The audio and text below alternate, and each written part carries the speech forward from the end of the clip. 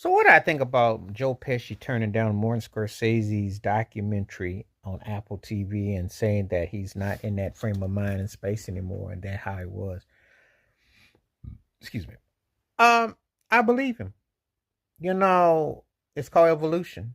And sometimes people don't um stay in that particulars. The kind of personality he had to be in some of those movies was very mentally disturbed, very uh defiant, and a type of way that you want to distance yourself.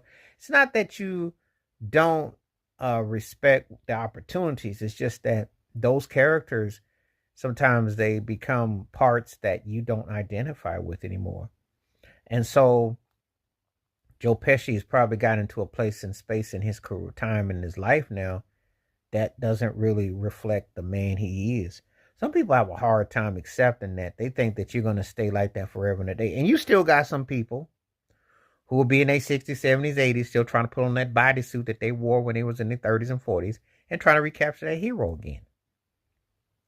And, some people are happy with that. Some people want to move from that. They don't want to be doing the same thing over and over and over and over again, night in and night out, because it gets boring and it becomes a point where it's only so much that you can do with that. You've been there, you done that, and it wears you out after a while. So, and I think that some people make a big deal that he wasn't in it. Um, there's different reasons, the different themes and parts of your life. Doesn't mean anything. Some people look into it to turn into something more, like they had a falling out or something. I just think that those were some dark characters he played. I was seeing Goodfellas and Raging Bull and Casino. So he had to play some low lives from back around the way to sell those characters. He started off as a singer, and I remember he had that album out back in the late '90s because he worked with uh oh I can't. Those cats have come to my mind. Tune and Pookie.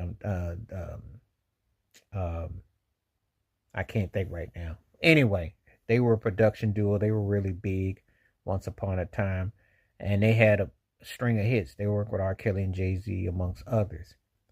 And so, anyway, they did the oh well, I forgot the name of the record he was doing at the time, but he actually had a real music career, you know, and and so on and so forth. But anyway, sometimes you just get past, that you're not in that frame of mind anymore. You're no longer in that